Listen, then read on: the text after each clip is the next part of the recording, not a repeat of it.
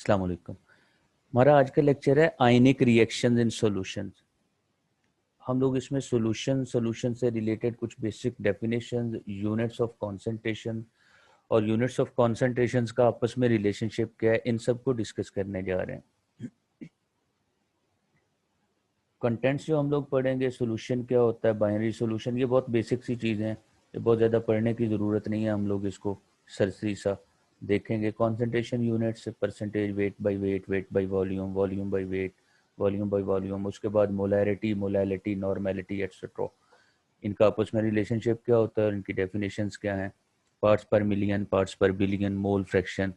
और इसी तरह से ये कुछ क्वेश्चंस हैं जो प्रॉब्लम्स आती हैं सॉल्यूशंस के केस में। मोलर और मोलर सॉल्यूशंस आपस में कैसे रिलेटेड हैं, हाइड्रेशन, हाइड्रोलिसिस क्या है, कब आयंस हाइड्रेशन देते हैं, कब हाइड्रोलिसिस का प्रोसेस देते हैं, सॉलिड्स सॉल्यूशंस के अंदर कैसे डिसॉल्व होते हैं, हीट ऑफ हाइड्रेशन क्या चीज़ है, कब एक्सोथर्मिक होती है, कब एंडोथर्मिक होती है,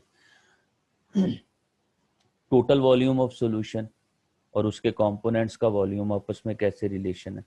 थोड़ा सा हम लोग राउट्स लॉ को देखेंगे, जियोट्रॉपिक और एजियोट्रॉपिक मिक्सचर्स, उसके साथ कोलाइड्स एंड सस्पेंशन, ये क्या होते हैं, कुछ इंपॉर्टेंट टर्म्स जो सॉल्यूशंस में हम लोग यूज करते हैं, इनको डिस्कस करेंगे। At the end ionic reactions in solutions, कौन कौन सी टाइप के रिएक्शन सॉल्यूशंस में होते हैं, और कुछ हम लोग एमसीक्यूज देखेंगे, जिस तरह के एमसीक्यूज इन इस पेपर में से या इस चैप्टर में से आ सकते हैं। चैप्टर बहुत इंपॉर्टेंट है, इसमें से अक्सर सॉल्यूशंस में से 4-5 एमसीक्यूज एडजस्ट होते हैं पेपर के अंदर। Solutions, homogeneous mixture of two और more components called as solution. Homogeneous का मतलब है कि जिसकी कॉम्पोजिशन हर जगह सेम रहती है, और अगर यही solution homogeneous mixture between two components बन रहा हो तो इसको बाइनरी सॉल्यूशन बोलते हैं। और बाइनरी सॉल्यूशन के दो कंपोनेंट्स हैं, सोल्यूट और सॉल्वेंट। जो कंपोनेंट लोअर अमाउंट में होता है that will be called as solute, जो कंपोनेंट लार्जर अमाउंट में लिया जाता है सॉल्यूशन। फिर सैचुरेटेड और डाइल्यूट सॉल्यूशंस क्या होते हैं। सैचुरेटेड सॉल्यूशन जिनमें एक ख़ास टेम्परेचर पर जितनी मैक्सिमम अमाउंट रिक्वायर्ड होती है सॉल्यूशन बनाने के लिए वो ऐड हो चुकी हो, तो ऐसे सॉल्यूशन को सैचुरेटेड सॉल्यूशन कहते हैं। इसमें further amount of solute add ना हो सके। इसी तरह dilute solution which have relatively lower amount of solute, और डाइल्यूट और कॉन्सेंट्रेटेड सॉल्यूशन रिलेटिव वैल्यूज हैं। A solution which has relatively lower amount of solute, it will be called as a dilute solution. Which have relatively higher amount of the solute, it will be called as a concentrated solution. For example 5% solution है एक और एक 10% है, तो 10% को हम concentrated लेंगे, 5% को डाइल्यूट। तो लेकिन अगर 10% और 15% का कंपैरिजन करेंगे तो 10% वाला डाइल्यूट और 15% वाला कॉन्सेंट्रेटेड। तो सो ये कंपैरेटिव फिनोमेना है। अच्छा, एक सुपर सैचुरेटेड सोल्यूशन होता है, उसमें amount of solute greater than that of saturated solution. जितनी सैचुरेटेड सोल्यूशन बनाने के लिए रिक्वायर्ड होती है उससे ज़्यादा अमाउंट उसमें हम लोग डिजोल्व कर चुके होते हैं, और उसके लिए एक सीडिंग का प्रोसेस यूज करते हैं। ये बात याद रखनी है, सीडिंग का प्रोसेस, जब सुपर सैचुरेटेड सोल्यूशन में हम लोग एक आध क्रिस्टल ऐड कर दें उसी सोल्यूट की, तो फौरन उस क्रिस्टलाइजेशन का प्रोसेस स्टार्ट हो जाता है। और ये आप लोग वो उससे भी कर सकते हैं, ग्लास रॉड से भी। आमतौर पर सैचुरेटेड सोल्यूशन लें, ग्लास रॉड को रब करना शुरू कर दें ग्लास बीकर के साथ, तो वो ऐसी सरफेस प्रोवाइड कर देता है जिससे सीडिंग का प्रोसेस होता है, and that seeding process support crystallisation, ये एक्चुअली क्रिस्टलाइजेशन को सपोर्ट करता है।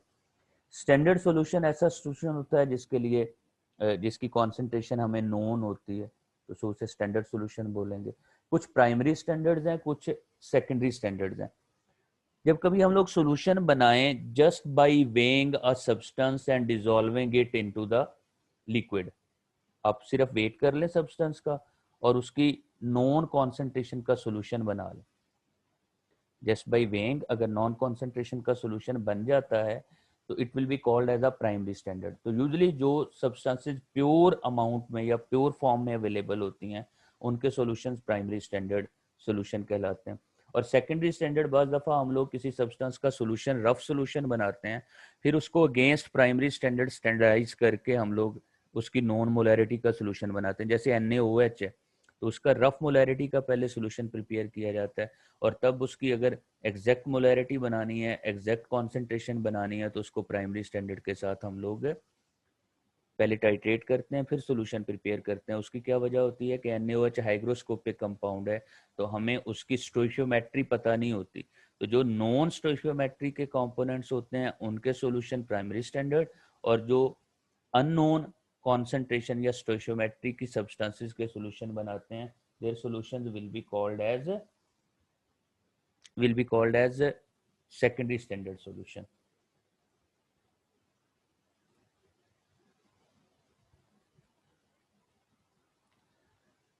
नेक्स्ट है percentage weight by weight, percentage weight by volume etcetera. Percentage weight by wait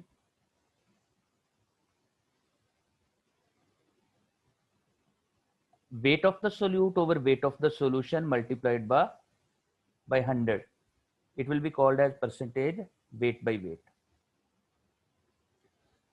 for example 5% weight by wait sugar solution लेते हैं, तो इसका मतलब होगा 5 gram of sugar is dissolve in 95 gram of water. Total mass of water 100 है, total mass of water 100 ग्राम है, mass of solution sorry, total mass of solution 100 ग्राम है, 5 ग्राम उसमें शुगर है और बाकी 95 ग्राम वाटर है। तो it will be called as 5% weight by weight. इसमें सोल्यूट का भी वेट, सोल्यूशन का भी वेट। यहाँ हमें सॉल्वेंट की अमाउंट पता होती है, मतलब अगर 5% वेट बाई वेट सोल्यूशन है तो हमें पता है कि 95 ग्राम उसमें सॉल्वेंट है। 10% वेट बाई वेट है तो हमें पता है कि उसमें 5% में 95 ग्राम और 10% में 90 ग्राम सॉल्वेंट है। Percentage weight by volume, wait of solute over volume of solution multiplied by 100। मतलब ऊपर वेट ऑफ सोल्यूट ले रहे होते हैं, नीचे वॉल्यूम ऑफ सोल्यूशन ले रहे होते हैं। weight of solute, volume of solution multiplied by 100, it will be called as percentage weight by volume. Like 5% weight by volume of a sugar in water means 5 gram of sugar is dissolved in water to make 100 cube centimeter of solution. Similarly, percentage volume by weight, अब solute का volume, weight of solution multiplied by 100, मतलब अगर 100 ग्राम total solution हो, उसमें 5 cube centimetre आपने solute लिया है, तो that will be called as percentage volume by weight. Percentage volume by volume, volume of solute over volume of solution into 100, मतलब 5% volume by volume of alcohol in water का मतलब है कि 5 cube centimetre of alcohol is dissolved in water to make total volume of the solution equal to 100 cube centimetre. अब ये पॉइंट याद रखना है, बहुत इंपॉर्टेंट है। Percentage weight by volume, percentage volume by weight और परसेंटेज वॉल्यूम बाय वॉल्यूम, ये ऐसे सॉल्यूशन हैं जिनमें हमें अमाउंट ऑफ सॉल्वेंट नहीं पता होती।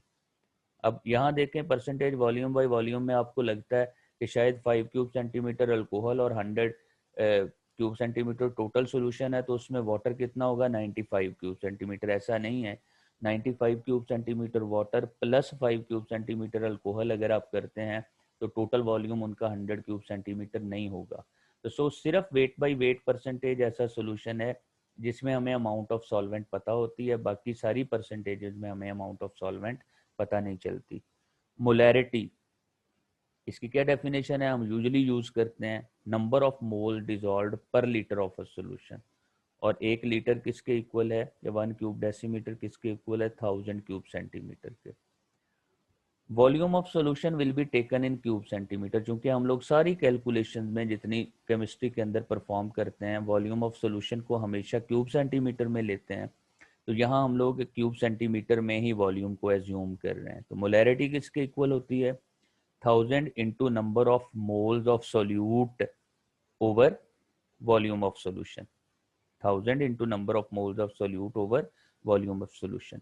Molarity will be equal to weight of solute over molar weight of solute. ये नंबर ऑफ मोल्स किसके इक्वल होते हैं, वेट ओवर मोलर वेट के, into 1000 over volume of solution. तो अगर वेट गिवन हो तो ये फार्मूला यूज करेंगे। N2 नंबर ऑफ, जब भी 2 लगा होगा सोल्यूट की बात कर रहे हैं हम लोग, जब भी 1 साथ लगा होगा किसी क्वांटिटी के तो इसका मतलब हम सॉल्वेंट की बात कर रहे हैं।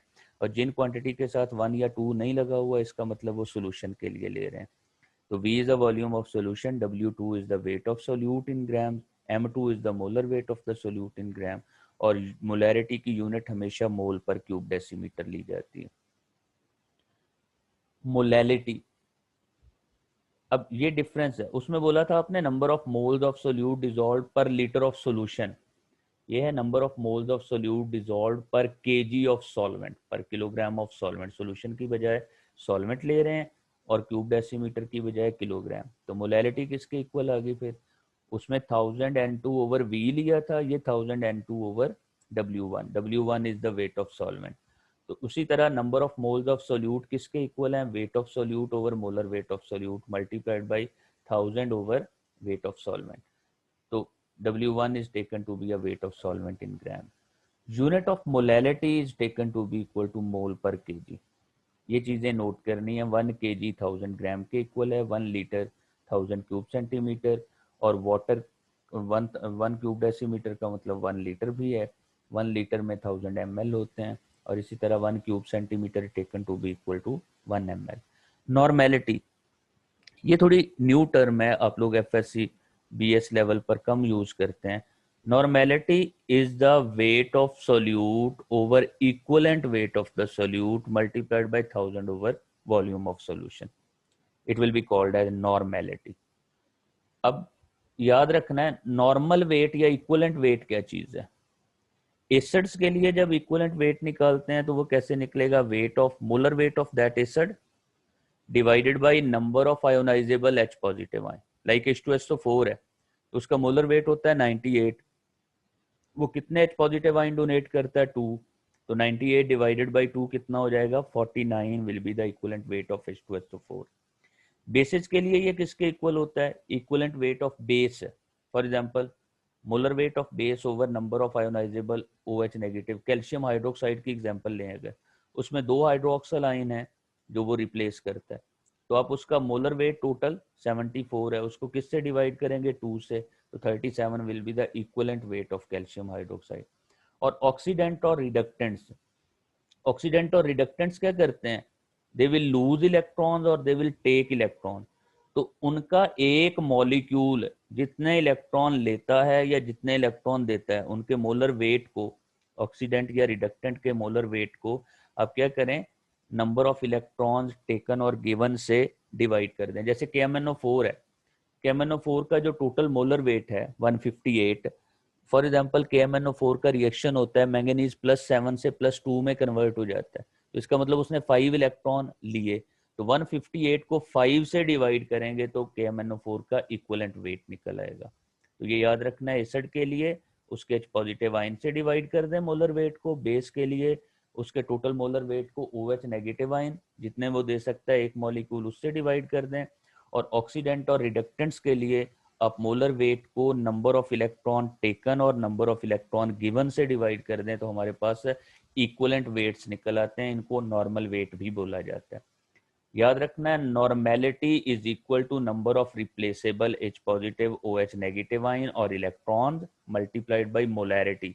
जैसे 18 मोलर अगर H2SO4 है आपके पास तो उसमें 2 H पॉजिटिव आयन डोनेटेबल होते हैं, तो 2 मल्टीप्लाइड बाई 18 उसकी नॉर्मेलिटी कितनी बनेगी 36, तो अगर 2 मोलर है तो उसकी नॉर्मेलिटी बनेगी 4। तो normality is equal to number of replaceable H positive ion OH negative ion और electron multiplied by molarity of that substance, तो उससे हम लोग नॉर्मेलिटी निकाल लेते हैं। पार्ट्स पर मिलियन, ये बहुत डाइल्यूट सॉल्यूशंस के लिए यूज करते हैं। Number of parts by weight और by volume of a solute per 10⁻⁶ part of a solution. तो ppm weight of solute over weight of solution, दोनों को सेम यूनिट में लेना है, अगर ऊपर वाला ग्राम में ले रहे हैं तो नीचे वाला भी ग्राम में। इसी तरह volume over volume of solution, अगर ऊपर वाला क्यूब सेंटीमीटर में है तो नीचे वाला भी क्यूब सेंटीमीटर में, तो इसको 10⁻⁶ से मल्टीप्लाई कर दें तो ppm में कॉन्सेंट्रेशन निकल आती। ppb में निकालना है तो सेम फॉर्मूला, पार्ट्स पर बिलियन जस्ट 10⁻⁶ की बजाय 10⁻⁹ से मल्टीप्लाई कर दें। The amount of solute and solution must be taken in same unit। यहाँ ऊपर नीचे जो दोनों लेने हैं सोल्यूट और सॉल्यूशन, इन दोनों की अमाउंट को सेम यूनिट में लेना। Mole fraction, ratio of number of, अगर सॉल्यूशन लें, ये ज़्यादातर सॉल्यूशन के लिए या मिक्सचर के लिए इसको यूज़ किया जाता है, तो हम कहते हैं ratio of the number of moles of one component divided by total number of moles of all the component. फर्ज करें हमारे पास एक सॉल्यूशन है जिसमें N1, N2 और N3 मोल्स हैं किसी भी सब्सटेंस के, इन तीनों का सॉल्यूशन बनाया है, तो mole fraction of one find करनी है तो हम क्या करेंगे, N1 से टोटल नंबर ऑफ मोल से N1 को डिवाइड कर देंगे, तो इसका आंसर हमेशा क्या आएगा, लेस देन 1। एक कंपोनेंट की मोल फ्रैक्शन हमेशा लेस देन 1 होती है। दूसरा, sum of mole fractions of all components, यानी x1 plus x2 plus x3 लेंगे, that would become equal to 1। Mole fraction की यूनिट नहीं होती।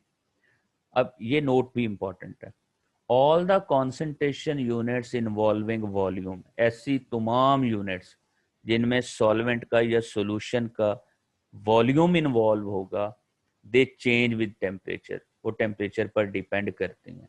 और ऐसी तमाम यूनिट्स जिनमें वॉल्यूम इन्वॉल्व नहीं है, सिर्फ मैसेज इन्वॉल्व हैं, वो टेम्परेचर पर डिपेंड नहीं करती। यहाँ एक क्वेश्चन है, why 1 molar solution in water is dilute than 1 molar solution. आपने याद रखना है, आम नॉर्मल टेम्परेचर पर हम लोग वाटर के 1 किलोग्राम का वॉल्यूम 1 लीटर लेते हैं। जब 1 मोलर सोल्यूशन बनता है, जब हमारे पास 1 मोलर सोल्यूशन बनता है, तो 1 मोलर सोल्यूशन में हम लोग 1 मोल ऑफ सोल्यूट ऐड करके टोटल सोल्यूशन का वॉल्यूम 1 लीटर करते हैं। लेकिन 1 मोलर सोल्यूशन के लिए क्या किया जाता है, आप 1 मोल अमाउंट ऐड करते हैं और सेपरेटली 1 लीटर यानी 1 केजी वाटर उसमें ऐड करते हैं। यानी 1 मोलर सोल्यूशन जो है, इसके अंदर एग्जैक्टली 1 लीटर या 1 केजी वाटर होता है, जबकि मोलर सोल्यूशन के अंदर वाटर 1 लीटर से कम होता है, इसलिए 1 मोलर सोल्यूशन डाइल्यूट होता है as compare to 1 molar solution. Ions in solution, ions क्या करते हैं सॉल्यूशन के अंदर, कैसे डिसॉल्व होते हैं, हाउ सॉलिड्स और ionic solids are dissolved in water.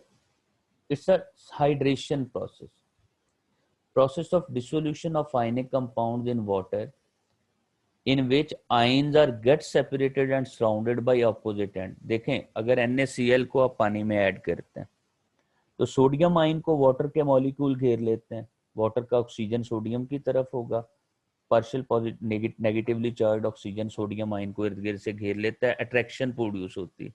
जब भी अट्रैक्शन प्रोड्यूस होती है, हीट इवॉल्व होती है। इसी तरह वाटर के मॉलिक्यूल क्लोराइड आयन को भी दोनों साइड से घेर लेंगे, हर तरफ से H पॉजिटिव क्लोराइड की तरफ होंगे।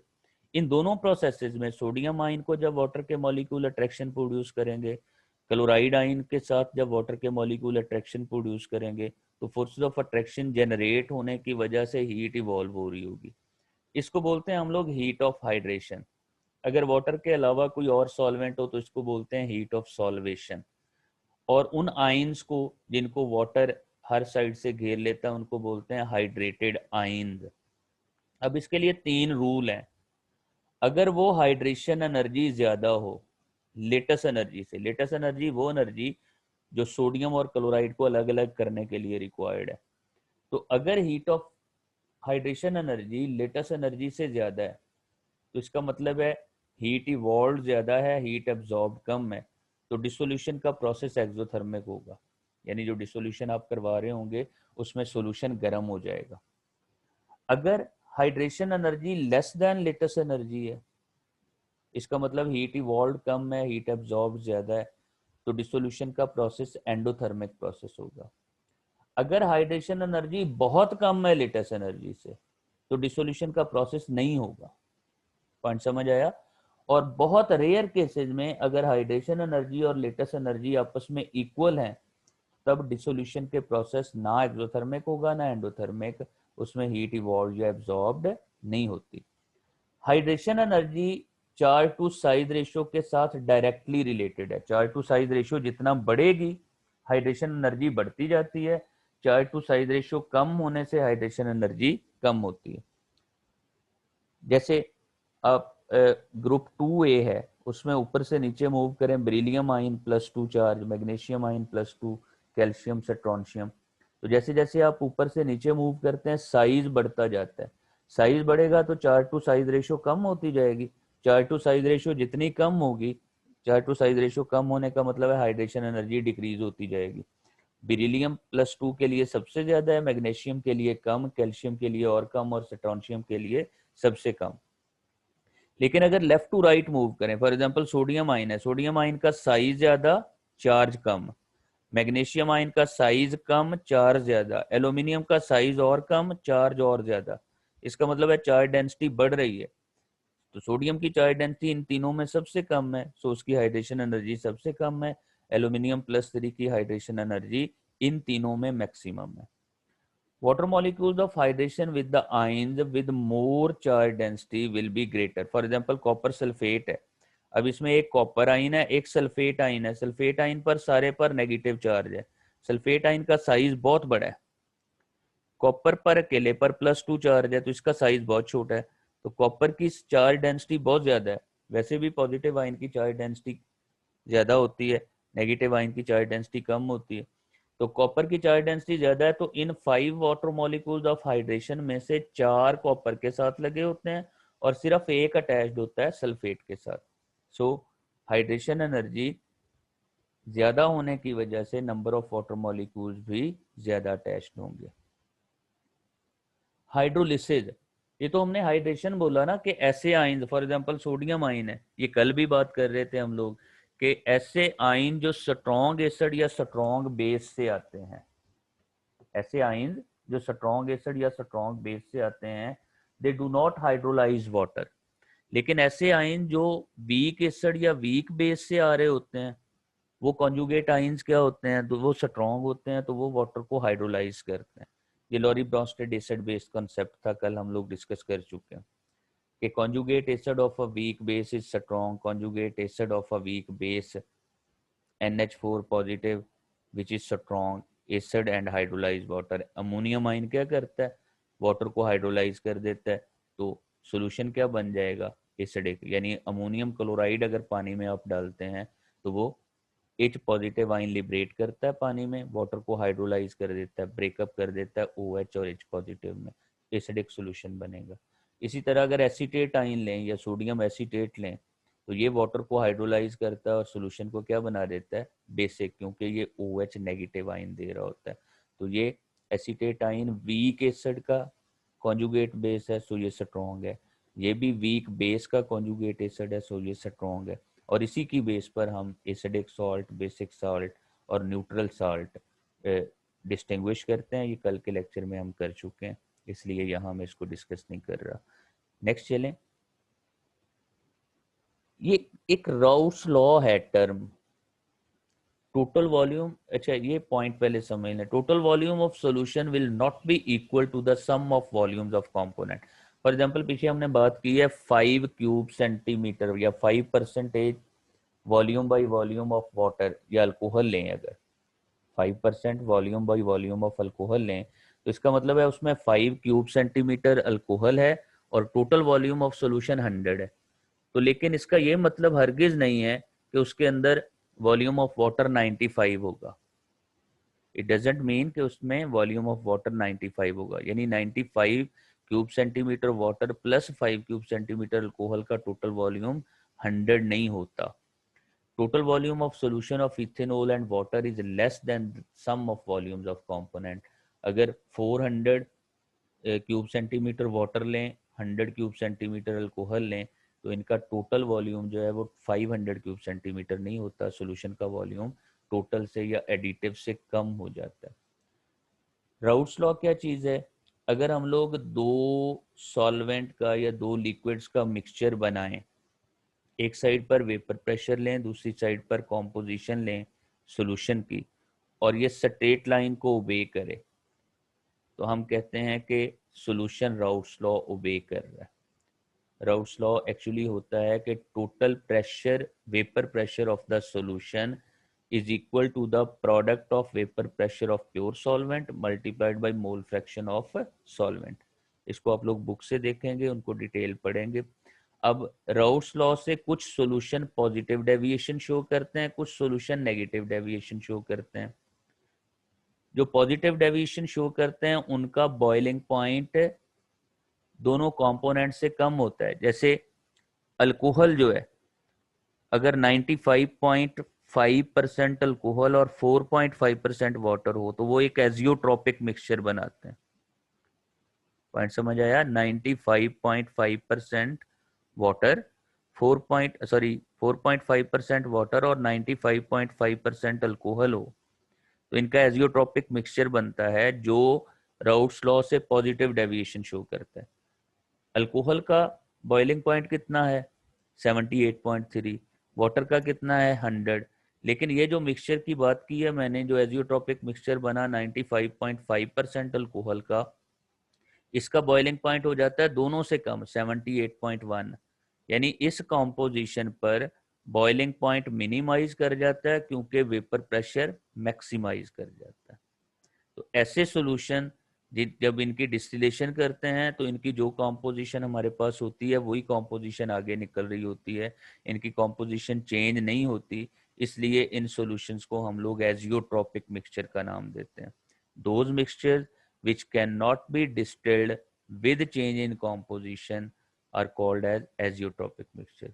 जबकि zeotropic इसका opposite होगा, the mixture which can be distilled with change in composition they will be called as zeotropic mixture। जब भी सॉल्यूशन बनाते हैं एलिवेशन इन बॉइलिंग पॉइंट होती है, इसको एलिवेशन इन बॉइलिंग पॉइंट भी बोलते हैं, एबिलियोस्कोपी भी बोलते हैं, ये याद रखना है। इस टर्म के लिए एबिलियोस्कोपी लफ्ज भी यूज करते हैं। के बी यहाँ एबिलियोस्कोपिक कांस्टेंट है या इसको मोलल बॉइलिंग पॉइंट कांस्टेंट का नाम देते हैं। तो अक्सर पेपर में पूछा जाता है कि एलिवेशन इन बॉइलिंग पॉइंट और मोलैलिटी की रेशियो वो क्या होती है। अगर एम को उधर ले जाएं तो delta T B over M will be equal to K B. Ebullioscopic constant is the ratio of elevation in boiling point and molality. इसी तरह डिप्रेशन इन फ्रीजिंग पॉइंट, जब भी सॉल्यूशन बनाते हैं फ्रीजिंग पॉइंट डिक्रीज कर जाता है। इस फिनोमेना को क्रायोस्कोपी बोलते हैं, cryoscopy. Here K F will be called as cryoscopic constant और cryoscopic constant is the ratio of depression in freezing point with respect to molality. ये डिप्रेशन इन फ्रीजिंग पॉइंट और मोलैलिटी की ratio, इसको cryoscopic constant या molal freezing point constant का नाम देते हैं। कोलॉइड्स एंड सस्पेंशन, बस दफा आप लोग सॉल्यूशंस बनाते हैं कोलॉइडल सॉल्यूशंस। ये क्या होते हैं? Mixtures in which substances are regularly suspended in fluid, gas में या लिक्विड में रेगुलरली सस्पेंडेड सब्सटेंसेस रहे तो इसको कोलॉइड बोलते हैं। Very tiny and small material particle that is spread out uniformly all out the other substance. For example ये जो स्मोक है, it's an example of colloidal solution. इसी तरह जो एग वाइट है, it is an also an example of colloidal solution. Milk is an example of colloidal solution. इसमें fats के particle colloid की फॉर्म में उसके अंदर सस्पेंडेड होता है। जबकि सस्पेंशन क्या है, इसमें थोड़ा सा लार्जर साइज होता है सोल्यूट के पार्टिकल्स का। तो solute particles are visible in the solution. जैसे डस्ट का सॉल्यूशन बना दें पानी में, चौक के को पाउडर बना के चौक का सॉल्यूशन बनाए तो ये सॉल्यूशंस क्या कहलाएंगे? They will be called as suspension. ये कुछ टर्म्स हैं आपने याद रखनी है। एग्रीगेशन, एग्रीगेशन का मतलब होता है सॉल्यूशन के अंदर कुछ मॉलिक्यूल्स का रिक्रिस्टलाइज हो जाना। यानी आप शुगर का सॉल्यूशन कॉन्सेंट्रेटेड करते जाएं तो शुगर के मॉलिक्यूल जो हैं वो क्या होते जाएंगे, शुगर का सॉल्यूशन कॉन्सेंट्रेटेड करते करते शुगर के मॉलिक्यूल उसके अंदर रिक्रिस्टलाइज करना शुरू कर देंगे, यानी 2, 3, 4 मॉलिक्यूल के एग्रीगेट बनना शुरू हो जाएंगे। It will be called as aggregation. Sedimentation का मतलब है सोल्यूट का नीचे बैठ जाना। लाइक अगर गदला पानी लें आप, मट्टी वाला पानी लें तो उसको थोड़ी देर रखें तो वो मट्टी सारी नीचे बैठ जाती है। This will be called as sedimentation. ये भी एक टेक्निक है वाटर में से सस्पेंडेड पार्टिकल को अलग करने की। प्रेसिपिटेशन, प्रेसिपिटेशन जब भी कोई साल्ट इनसोलुबल होता है तो उसके पार्टिकल्स आपस में कंबाइन होकर प्रेसिपिटेट्स बना देते हैं। जैसे सिल्वर नाइट्रेट और NaCl का सॉल्यूशन बनाएं तो सिल्वर क्लोराइड के प्रेसिपिटेट्स बन जाते हैं। कोगुलेशन, कोगुलेशन एक ऐसा प्रोसेस है जिसमें प्रेसिपिटेट्स का साइज बढ़ता है। जैसे वाटर को प्यूरिफाई करने के लिए आप उसमें पोटेशियम डालते हैं और उसको हीट करना शुरू कर देते हैं, तो उससे कोगुलेशन होती है। इसी तरह जब दूध बॉयल होता है तो उसके अंदर फैट्स जो हैं वो आपस में कंबाइन होकर लार्जर प्रेसिपिटेट साइड बना देती हैं। जब साइज प्रेसिपिटेट्स का साइज बढ़ता है, लार्ज होता है, तो इस प्रोसेस को कोगुलेशन बोलते हैं। अच्छा, एक टर्म यूज करते हैं आप, एक्टिव मैस। एक्टिव मैस अगर किसी डाइल्यूट सॉल्यूशन के लिए लिया जाए तो एक्टिव मैस और कॉन्सेंट्रेशन सेम टर्म्स है, लेकिन अगर सॉल्यूशन कॉन्सेंट्रेटेड हो जाए तो एक्टिव मैस कम हो जाती है कॉन्सेंट्रेशन की निस्बत, बिकॉज फिर एग्रीगेशन होना शुरू हो जाती है। देखें, आप सोल्यूट डिजोल्व करते जा रहे हैं पानी में, तो सोल्यूट के मॉलिक्यूल अलग अलग हो रहे होते हैं, लेकिन एक खास टाइम ऐसा आता है कि आप फर्दर कॉन्सेंट्रेशन को इंक्रीज करते हैं तो वो मॉलिक्यूल रिकम्बाइन करना शुरू कर देते हैं। तो इस तब उस जब रिकॉम्बिनेशन स्टार्ट हो जाते हैं तो एक्टिव मैसेज कम होना शुरू हो जाती हैं, कॉन्सेंट्रेशन बढ़ रही होती है। यूनिट ऑफ कॉन्सेंट्रेशन और एक्टिव मैस तकरीबन सेम ली जाती है, और ये मोल पर क्यूब डेसीमीटर या मोल पर लीटर में हम लोग इनको डिनोट करते हैं। आयनिक रिएक्शंस क्या हो रहे होते हैं सॉल्यूशन में? एक रिएक्शन होता है डबल डिस्प्लेसमेंट रिएक्शन, या इसको आयन एक्सचेंज रिएक्शन का नाम देते हैं। जैसे फॉर एग्जांपल कोई सब्सटेंस है ए बी टाइप, वो सी डी से कंबाइन होती है तो ए सी डी के साथ मिल जाता है और सी बी के साथ मिल जाता है, तो डबल डिस्प्लेसमेंट रिएक्शन इनको बोलते हैं। अभी हमने एग्जांपल की, जैसे AgNO3 का सोल्यूशन लें, NaCl का सोल्यूशन लें, इनको आपस में कंबाइन करें तो AgCl बन जाएगा और NaNO3 बन जाएगा। तो जो सब्सटेंसेस बन रही होती हैं वो ज़रूरी नहीं कि एक्वस ही हों, वो बाज़ दफ़ा सॉलिड या गैसियस फॉर्म में भी इवॉल्व हो जाती हैं। एसिड बेस रिएक्शन सारे के सारे सॉल्यूशन फॉर्म में आप डिस्कस करते हैं। एसिड बेस टाइट्रेशन आपने पढ़ी है, तो हम सॉल्यूशंस पहले किस में बनाते हैं? वाटर के अंदर बना रहे होते हैं, तो ये भी एक्वस सॉल्यूशंस के अंदर रिएक्शन हो रहे होते हैं। रिडॉक्स रिएक्शन जितने हैं, रिडॉक्स टाइट्रेशन आपने की हैं, तो ये सारे के सारे रिएक्शंस भी किसमें लिए जाते हैं? They are taken in solution form. Acid rain is also a solution. ये किसका बनता है? जो एयर के अंदर कार्बन डाइऑक्साइड है, नाइट्रोजन के ऑक्साइड्स हैं, सल्फर के ऑक्साइड्स हैं, वो सारे के सारे क्या करते हैं? They will be added into the water. वो वाटर के साथ कंबाइन होकर उनके रिस्पेक्टिव एसिड्स बना देते हैं, तो एसिड रेन का बायस बनते हैं।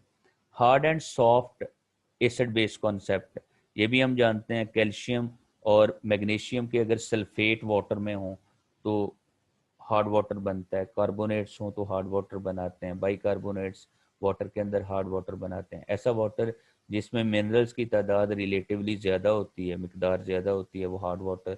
और सॉफ्ट वाटर जिसमें मिनरल की अमाउंट उतनी हो जितनी हमें पीने के लिए रिक्वायर्ड है। इसके लिए एक फ्रोथ फॉर्मेशन प्रोसेस है आसान सा, जिससे हम चेक कर सकते हैं। पानी के साथ पानी हाथ पे लगाएं, सोप उसके ऊपर रब करें, अगर फौरन झाग बन जाती है तो water is a soft water, अगर फौरन झाग नहीं बनती तो हम कहते हैं कि ये हार्ड वाटर है। इसी तरह कुछ टेस्ट हैं, ये याद रखने हैं आपने। हिलाइड्स आयन के टेस्ट हैं, क्लोराइड, ब्रोमाइड, आयोडाइड के। तो हम टेस्ट ट्यूब के अंदर सोल्यूशन लें, उसमें सिल्वर नाइट्रेट डालें, अगर वाइट पीपीटीज बनते हैं तो क्लोराइड प्रेजेंट है, अगर येलोइश पीपीटीज बनते हैं तो ब्रोमाइड प्रेजेंट है, और अगर डार्क येलोइश बनते हैं तो फिर आयोडाइड है। इसी तरह सल्फेट और कार्बोनेट का टेस्ट है। सल्फेट और कार्बोनेट के टेस्ट के लिए आप सोल्यूशन में क्या ऐड करते हैं? Barium chloride. बेरियम क्लोराइड डालने पर दोनों के वाइट प्रेसिपिटेट्स बन जाते हैं। फिर थोड़ा सा नाइट्रिक एसिड डालें, अगर वाइट प्रेसिपिटेट डिसअपियर हो जाते हैं तो कार्बोनेट है, अगर नहीं होते तो सल्फेट है। तो ये टेस्ट कुछ किए जाते हैं एनाइंस के, हम लोग सॉल्यूशंस के अंदर ये टेस्ट लेते हैं। ये सोलबिलिटीज़ हैं साल्ट्स की, इनको अपने जेन में रखना है थोड़ा सा, कि कौन से साल्ट्स वाटर में कितने सोलबल हैं, किस किस के मेटल के साल्ट सोलबल हैं, किसके इनसोलबल हैं।